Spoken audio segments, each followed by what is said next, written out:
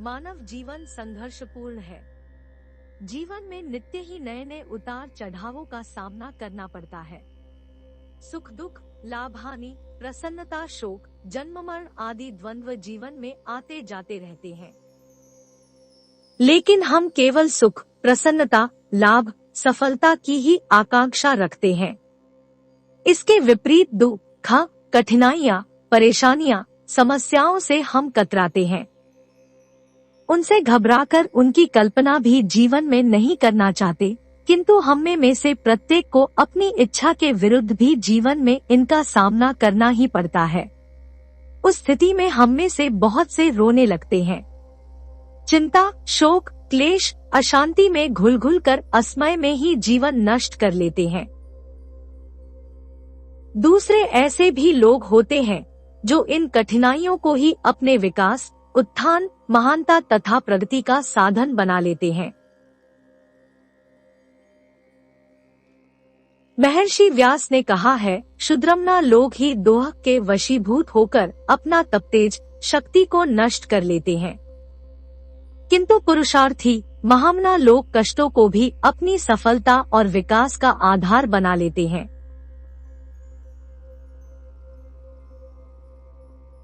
रोना धोना, शोक करना, चिंता विषाद में खिन्न हो बैठना, हार मान लेना, कठिनाइयों, दुखों का कोई समाधान नहीं है। ऐसी स्थिति में तो कठिनाइयां सुरसा की तरह जीवन को ही छिन्न भिन्न कर देती है। यह भी निश्चित है कि जीवन के साथ दुख और कठिनाइयां सदैव रहे हैं और रहेंगे। इनसे कभी छुटकारा नहीं पाया जाता है। छांदोग्य उपनिषदकार ने कहा है, नहीं वै सशरीरस्य सतः प्रिया प्रियोर पद्धतिरस्ति, अर्थात निश्चय ही जब तक यह शरीर बना हुआ है तब तक सुख और दुख निवारण नहीं हो सकते। कठिनाइयां जीवन का उसी तरह एक अनिवार्य अंग है जिस तरह रात्रि का होना, ऋतुओं का बदलते रहना। आता आवश्यकता इस बात की है कि कठिनाइयों के रहते हुए भी आगे बढ़ा जाए।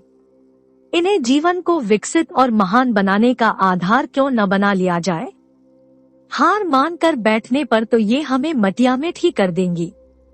दृढ़ साहस निष्ठा से काम लेने पर, अविचल भाव से अपने पथ पर बढ़ते रहने से ये समस्याएं ही मनुष्य की सहायक और सहयोगी बन जाती है। स्मरण रखिए, उन्नति एवं सफलता का मार्ग कष्ट एवं मुसीबतों के कंकड़ पत्थरों से ही बना है। प्रत्येक महान बनने वाले व्यक्ति को इसी मार्ग का अवलंबन लेना पड़ता है। जिस तरह विष को शुद्ध करके अमृत के गुण प्राप्त कर लिए जाते हैं, उसी प्रकार कठिनाइयों का भी शोधन कर इन्हें आत्मोत्थान का आधार बनाया जा सकता है। कठिनाइयां एक रूप में उस स्थिति का नाम है जहां मनुष्य अपना पूरा समाधान प्राप्त नहीं कर पाता, क्या करूं क्या न करूं का निर्णय नहीं कर पाता। ऐसी स्थिति में एक रास्ता तो उन लोगों का है जो रो रो कर, शोक करके, चिंता विषाद में डूबकर अपना समय बिताते हैं। दूसरे प्रकार के व्यक्ति वे होते हैं जो समस्या के समाधान में अधिक मनोयोग पूर्वक विचारमग्न होते हैं। समाधान जल्दी ही मिले इसके लिए व्यस्त रहते हैं। यही मार्ग उत्तम है। कठिनाइयों में रोने के बजाय उनके समाधान का मार्ग ढूंढना ही रोग का सही इलाज है। रोगी को औषधि न देकर, उसके इलाज की व्यवस्था न करके रोग और रोगी के लिए रोते रहने से तो संकट बढ़ेगा ही। इसलिए कष्ट के समय अपने समस्त बुद्धि, विवेक और प्रयत्नों को इनके हल करने में लगा देना चाहिए। इससे 3 लाभ होंगे। 1, जब समस्त शक्तियां एकाग्र होकर किसी एक क्षेत्र में काम करेंगी तो संतोषजनक समाधान भी मिलेगा। 2, साथ ही शक्तियां अधिक सूक्ष्म और विकसित होंगी। 3, बुद्धि, विवेक, अनुभव बढ़ेंगे। मनुष्य के व्यस्त रहने से कठिनाइयों के प्रति शोक, चिंता एवं उद्विग्नता में डूबने के लिए कोई समय ही नहीं मिलेगा। स्वामी विवेकानंद ने लिखा है, व्यस्त मनुष्य को आंसू बहाने के लिए कोई समय नहीं रहता। कठिनाइयां एक ऐसी प्रक्रिया है जिसके अंतर्गत व्यक्ति सुदृढ़, प्रबुद्ध एवं अनुभवी बनता है। प्रारंभिक कठिनाइयां मनुष्य को बहुत ही भयंकर जान पड़ती है, किंतु धीरे धीरे वही व्यक्ति कठिनाइयों में पलते पलते इतना दृढ़ और परिपक्व हो जाता है कि जिन स्थितियों में वह भयभीत रहा करता था, चिंता और विषाद में डूबा रहता था, उन्हीं स्थितियों में वह बेधड़क हो जीवन पथ पर चलने लगता है। आप कठिन परिस्थितियों से घबराए नहीं, न इनसे शोकातुर ही हो। ये तो आपके जीवन को विकसित और परिपुष्ट बनाने के लिए आती है। सोना तपकर ही निखरता है। इसी तरह मनुष्य का जीवन भी कठिनाइयों में पलकर ही खिलता है। कठिनाइयां जीवन की कसौटी है, जिनमें हमारे आदर्श, नैतिकता एवं शक्तियों का मूल्यांकन होता है।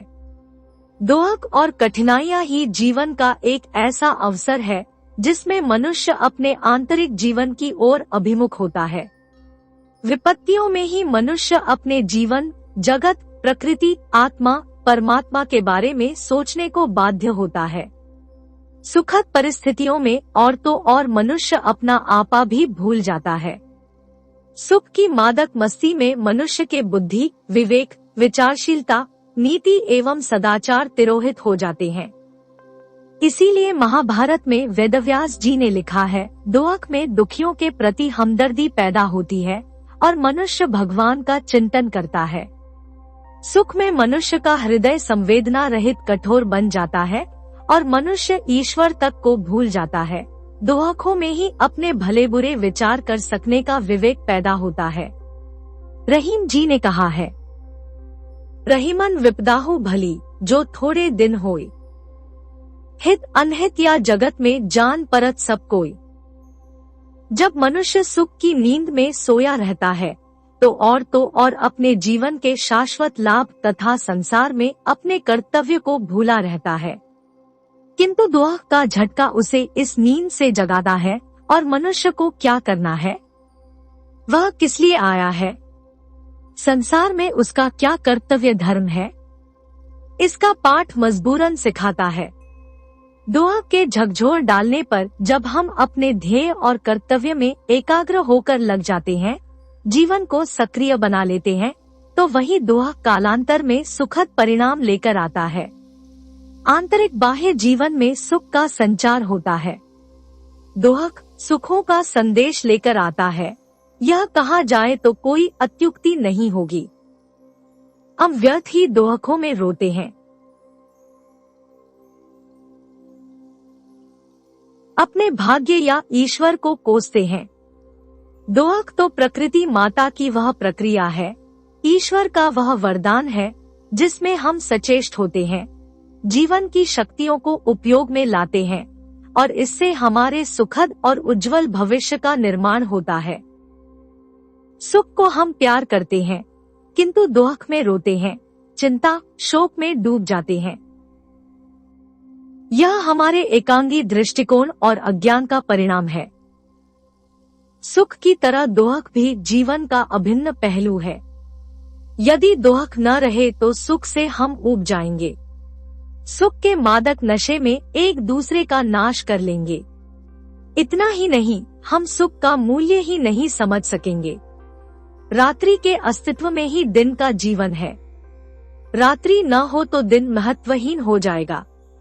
जिस तरह रात और दिन एक ही काल के दो पहलू हैं, जिस तरह रात के बाद दिन और दिन के बाद रात आती है, उसी तरह दोहक के बाद सुख और सुख के बाद दोहक का क्रम चलता ही रहता है। आवश्यकता इस बात की है कि सुख की तरह ही हम दोहक का भी स्वागत कर उसमें शांतमना, स्थिर, दृढ़ रहकर अपने कर्तव्य में लगे रहें। स्मरण रखिए, जीवन के शाश्वत मूल्यों को समझ लेने पर, कर्तव्य में जुट जाने पर कठिनाई, दोहक नाम की कोई वस्तु शेष नहीं रहती। सदा से धरती पर दोहक, द्वंद्व, शोक है और आएंगे। इनका सर्वथा निवारण नहीं हो सकता। अतः इनमें रोने और शोक करने से, चिंता, विषाद में डूबने से तो जीवन को पूर्ण विराम ही लग जाएगा। अतः हमें इन्हीं में आगे बढ़ना होगा।